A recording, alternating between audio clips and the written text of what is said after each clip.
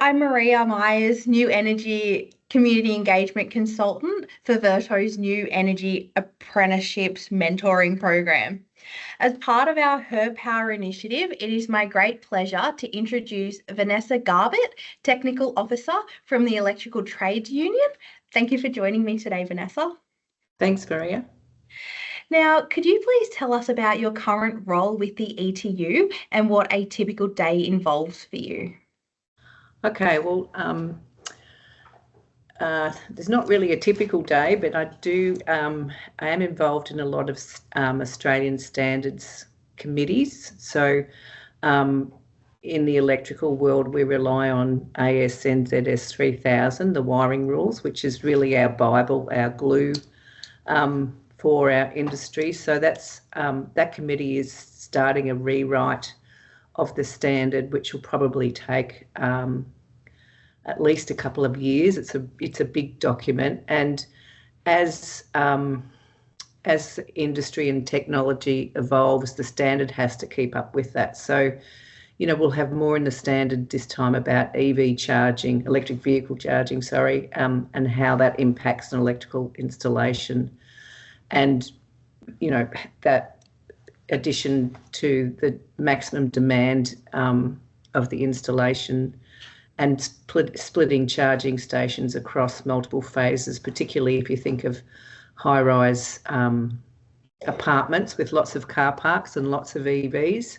That's going to have to be taken into consideration. Some of the other work I'm involved in is training package reviews. So the electro-technology training packages, which is like the apprenticeship or the pre-apprenticeship, the Cert 2, those packages get reviewed from time to time, and as industry evolves, we have to develop new training packages. So we're probably going to have to start looking at offshore wind training packages as that part of the industry starts up. Some of the other work I do is helping coordinate the ETU Apprentice of the Year competition, which is a great opportunity to showcase apprentice achievements and promote our industry and apprentices to a broader audience, and help attract apprentices into that space. Excellent. Sounds like you have a very busy and diverse role with the ETU. Yep. So, Vanessa, can you take us through your career? Where did your apprenticeship start and what influenced you to choose this trade? So there wasn't a grand plan, I guess. I'd left school in the 80s quite young and did, sort of unskilled or semi-skilled work like, bar work and hospitality work and cleaning and all those sorts of things. But I had my first child when I was 22, and I guess having him made me get my act together. I thought, I've got to do something with my life. So I just went to my local TAFE college in Warrnambool and said, put me in whatever course has got the best job prospects. And at the time that was electronics. So I did a year of a certificate of electronics, which before we had the pre-apprenticeship Cert 2 was probably a good founding for the electrical trade, and I just found I was good at it. And then an apprenticeship came up, and one of my teachers encouraged me to apply, and so I did, and I got it. And that was that. I thought, why not? Now, what are some of the challenges you faced in your apprenticeship, and how did you overcome them? I guess I didn't have a concept when I started that there weren't many women. So and I didn't have a concept that I would be seen as threatening to some people in the industry. So I guess challenges were isolation and,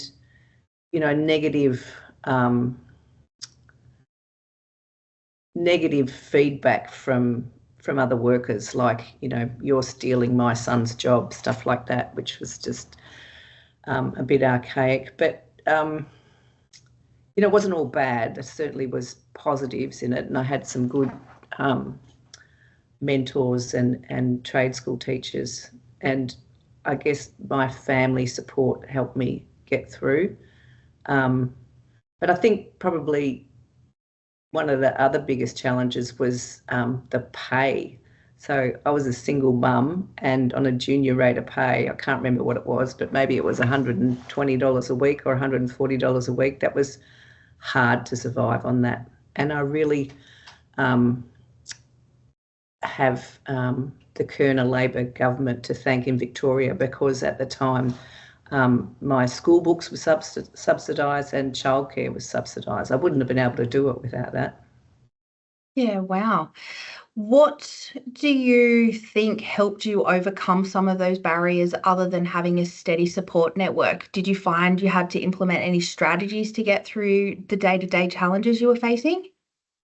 I guess the support network was essential, having a mentor and having my family. And I guess I just had the attitude that, you know, I'm here to pay my mortgage, pay my rent like anybody else does. Mm-hmm. I'm here and I'm staying. So I guess that attitude helped me. Yeah, and really mentors and support, you know, from family and such was important. So you mentioned that you had a mentor helping you. Who was your mentor and how did the mentoring help you? So I guess I've had a few along the journey. When I was an apprentice, I had a TAFE teacher, Bruce Black, who was he was a fabulous mentor during my apprenticeship and really supportive. And when faced with the negativity from other parts of the industry, he was always there to have my back. As I progressed and I moved to Melbourne in the early 90s and went into the construction industry, and I became more involved with the electrical trades union. So I met a lot of colleagues and peers, if you like, that were supportive, and I probably had numerous mentors through the construction industry and the ETU along the journey. And I think the ETU was a fallback support network when we didn't have support networks or mentors. They really were a really helpful go-to if you had problems. I mean, they still are, but that certainly was important for me. Thank you. Now, how would you describe mentoring and what makes it effective in your opinion? I think having a mentor that is genuinely committed and passionate about supporting the next generation of electrical workers, and someone who wants to give back to the trade and to apprentices. And I think someone who's can listen and, you know, be able to be a go-to when you need it, and be available. So, you know, be available not just at prescribed times once every 3 months, but be there at the end of the phone, or be able to come to a job site and be able to support in outside of work issues you might be facing as well, and be connected to other supports. So know what other services are out there for particular situations, like if you're faced with, you know, financial problems or something, that a mentor is well connected through industry. So if they don't have the answers, they might be able to point you in the right direction or know someone who does. Yeah, definitely. So with the evolution of clean energy industry as we know it, moving towards net zero, what do you envisage for the clean energy sector and what are the opportunities? I think there's a plethora of opportunities in the electrical industry. I think, you know, the rollout of wind and solar battery energy storage systems, offshore wind, is a huge opportunity, and we're facing an unprecedented skill shortage in this country as we move to the electrification of everything. And we need to train 50,000 more electricians to meet the skills demand in the next 20 years. And electricians are uniquely important for the transition to net zero. You know, we need to install 10,000 kilometres of new transmission line, which is an infrastructure project of a scale that we haven't seen in this country since the 1950s. We further need a 9 times increase in large-scale renewable energy generation and a 5-fold increase in household solar. So electricians are, you know, the sole occupation found at every point in that energy supply chain, you know, from the power point to the wind farm, to the solar farm, to the factory. So I think there's lots of opportunities and we have lots of challenges to be able to meet that skills demand, if you like. How do we get more female apprentices and employees into the industry, and what are some of the effective initiatives you have seen? So I guess over the last 30 years, I've seen different initiatives, and I was involved in an initiative 20 years ago with the Electrical Trade Union Victoria branch, where we ran a pre-apprenticeship which was targeted at mature age women, and we ran it at night, so it was not interfering with work. And through that initiative, we got you know, a handful more female electricians into the trade. And the Victoria branch has also run an initiative called WAVE a couple of years ago, where they did the same thing, targeted women into a certificate 2 in electrotechnology. So it was a whole class of women. So what can we do? I guess the industry is missing out on, you know, half of the population by not selling themselves and attracting women into the electrical trades. And, you know, it's, you know, the industry misses out, women misses out, and the community misses out by not doing that. So, you know, we need our industry to step up and, you know, do everything they can to get women into the trade. You know, from career teachers at high schools knowing it as an option and being able to sell that by and socialising trades to young women, girls. We don't have that. You know, girls and young women don't grow up thinking that's an option for me. So that needs to change. And you know, we have so much happening in renewables, and we have an opportunity within renewable energy zones to target local communities, target women in local communities, target First Nations people in local communities, and get them into those jobs in the construction of wind farms and solar farms, and in the operation and maintenance of those facilities. And we probably need to do that, you know, with an approach that has group training organisations and RTOs available in those renewable energy zones, and that's a huge opportunity for our industry to be able to do that. We know the group training model has better retention rates for women and better completion rates, because we have, you know, a problem in our industry about retaining our apprentices. So, you know, the group training model has the ability to move an apprentice around different employers. So if someone's with an employer and there might be a toxic work culture, I mean, the toxic work culture needs to be dealt with, but that apprentice can get moved to a different employer in a different part of the industry, rather than being stuck with that employer for 4 years and wanting to give up. Yeah, there's a lot of options out there. What do you see as the changes for industry as we move towards net zero, and what are the skills apprentices and trades will need to develop?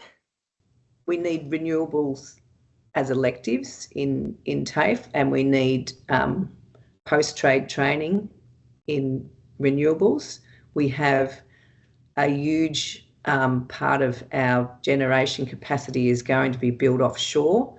So there's a whole heap of training that needs to be developed for that industry. And it's not just about the rescue training or the technical training you might do on an onshore wind farm. There's a whole nother element when it's out at sea. So, and I think even in high school, young people need to be exposed to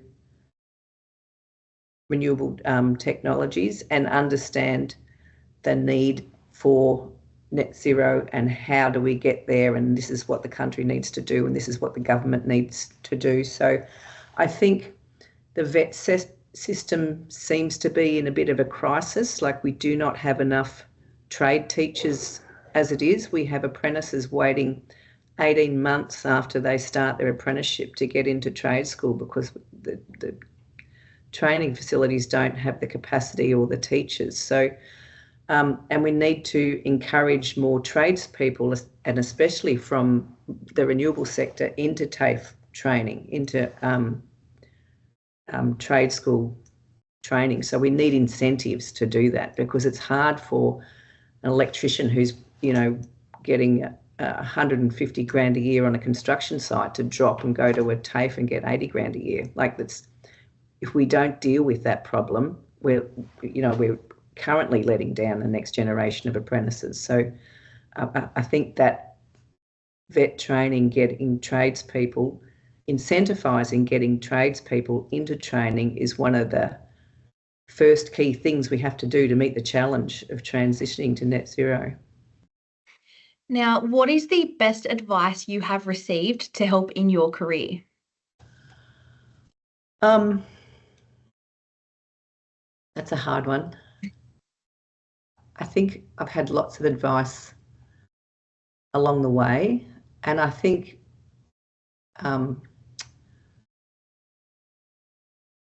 being reminded that you're a valued part of a workforce with the skills and qualifications necessary, and to have your own back. I think to have your own back, and to get help if you need it. If you find yourself in a toxic workplace where there's a bad culture, or there's bullying or that sort of stuff, it's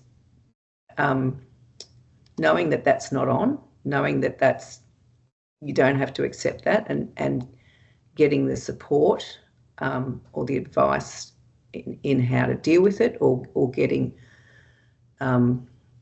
the union involved, representatives from the union invaluable in situations like that, to go to bat for whoever's faced with that sort of scenario. But I think the best advice really is a combination of things, but just that I have the right to be in this industry just as much as anyone else. Yeah. Yeah, that's fantastic. Thank you so much for your time today, Vanessa. I'm really looking forward to getting this interview out to our young ladies currently working towards their trade. So thank you very much. Thanks, Maria.